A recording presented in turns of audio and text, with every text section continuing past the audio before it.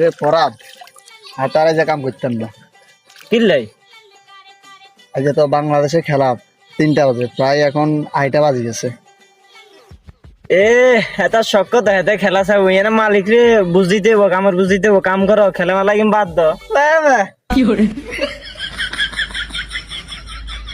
না রে পরাদ যাই 8টা বাজে চলে যাবো, কি দেখবা না দেখ। এসব খেলা মেলা দেখা লাগবে না, কাজ কর বুঝছি। আমি বাংলাদেশের খেলা আজকে দেখবোই দেখবো। আমার সময় হলে আমি চলে যাব। তুই যা, আমি কিছু জানি না। রে আর সময় গেছে রে, আই চলে যাই রে পরাদ। তুই যা, আমি জানি না কিছু, যা।